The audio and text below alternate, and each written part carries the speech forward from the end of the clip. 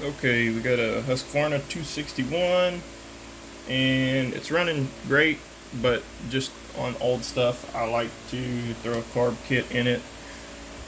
Get all the pieces of the kit spread out on a paper towel.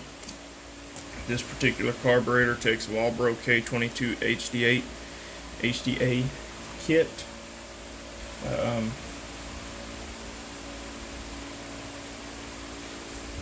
It's ridiculous trying to figure out which carb kit you need, but it all pertains to the letters on the side of it. I don't know why the kit is K22, but it's the kit for this carburetor. So, without further ado, let's do the simple side first.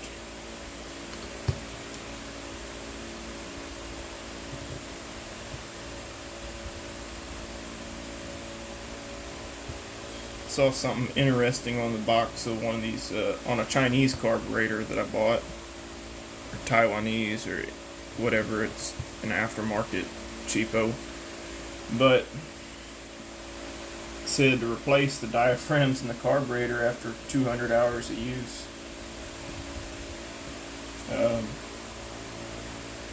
Which, I don't know if that's true, but it kind of sounds accurate. I tell most folks every couple of years, depending on use.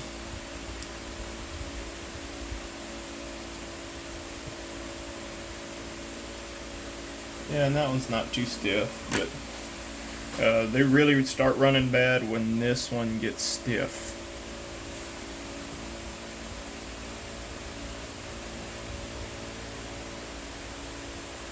Nice and clean inside of there. Not seeing anything that'll plug it up.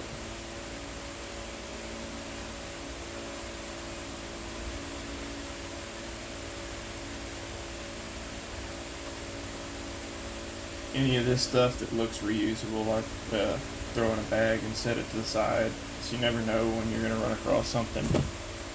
A lot of the parts in these carburetors interchange, but there's no real list that tells you that. A little bit of old adhesive on there.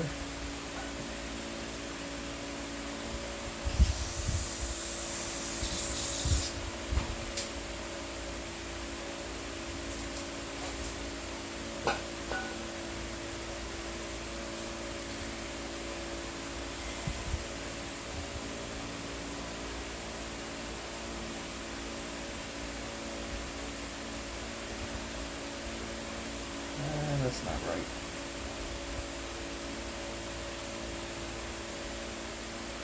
There we go.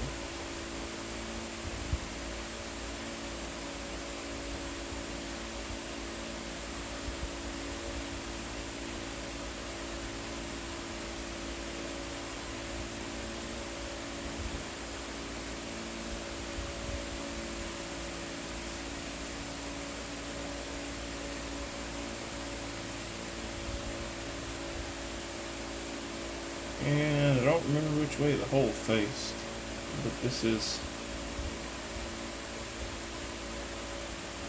shaped to where it matches in one direction.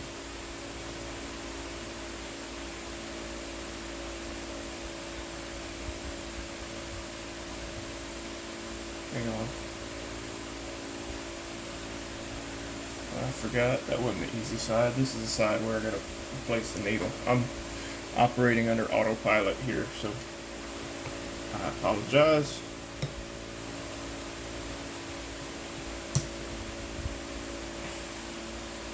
I typically reuse the metering lever in most carburetors. They typically don't wear out, and they've been adjusted from the factory, so they have a little bit of a bend in them a lot of times. Sometimes they do, sometimes they don't.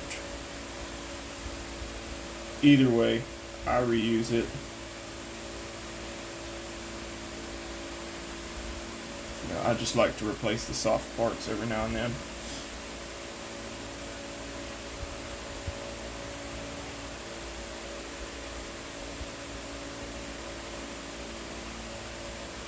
Needle counts the soft parts. This one actually don't look bad.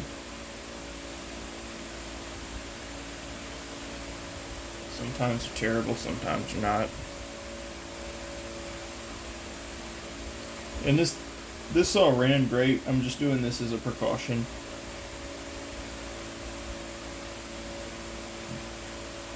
You can do the same thing on your weed eaters, blowers, trimmers, whatever.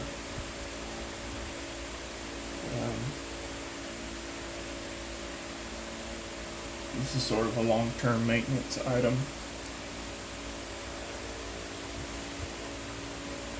Every now and then you get one that's kind of giving you grief, and you do this, and all of a sudden all your problems go away.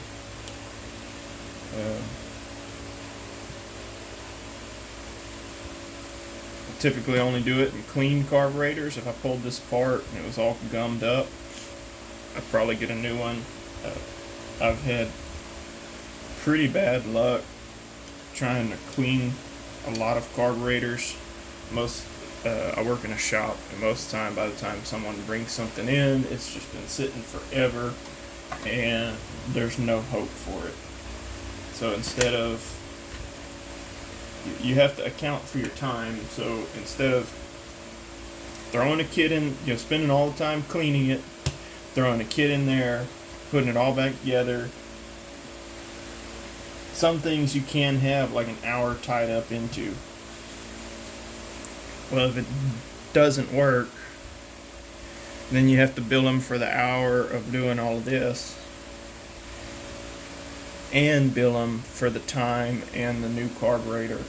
So instead of running the risk of double billing a customer, we typically replace carburetors. It's not due to lack of ability. It's just, that's the way you gotta operate things in the shop. If a customer wants to take the gamble, it says, hey, rebuild it. Typically you only save, carburetors run between $40 and $100. If it's an expensive one, yeah, we might take that chance. If it's a $40 carb, just spend the extra $30 and then you know it's right. Most of these kits are about $10.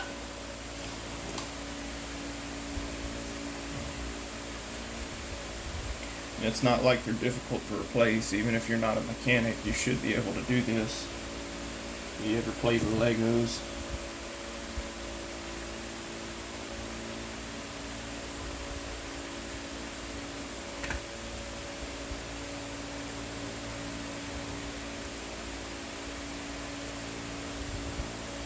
Not a whole lot of trash in here. Very little distortion. I mean, this one is still in really good shape. They've changed the material of these flappers. I don't know if this is more resistant to ethanol. But that's what they're made of now, is that brown.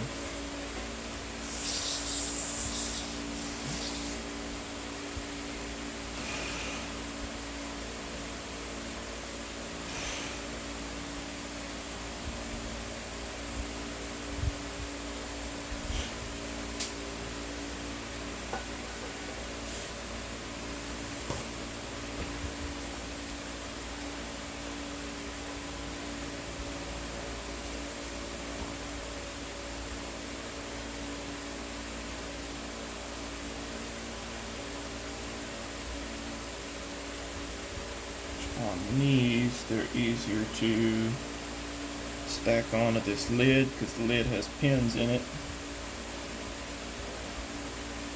And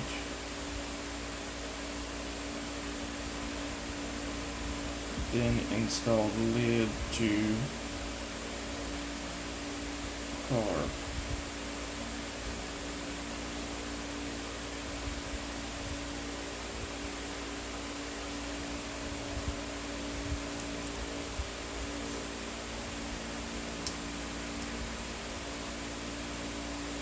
And I like to give it a little wiggle, make sure everything is centered. You don't have, none of the pins come, none of the diaphragms come off of the pins. Not a whole lot to rebuild in a carburetor.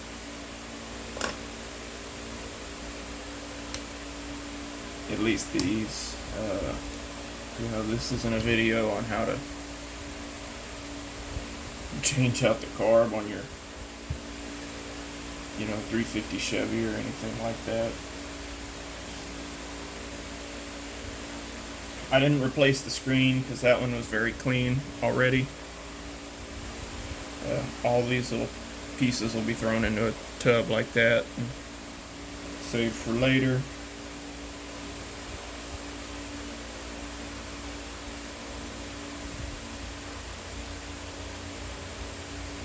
And I get paranoid and gotta double check a lot of my fasteners all the time because I'll get in a rush. Getting in a rush is not a good thing to do if you're working on something. Even if you do it slow and only have to do it once, still usually faster than being fast and having to do it twice.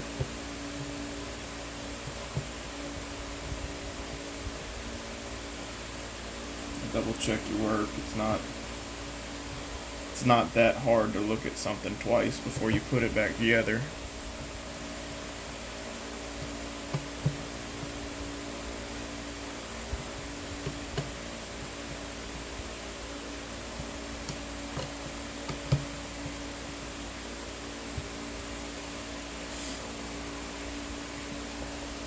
And these pieces still look good, so they'll get thrown together with that, the rest of the kit. And that's it. It's back together. Like I said, super simple. Nothing magic about it.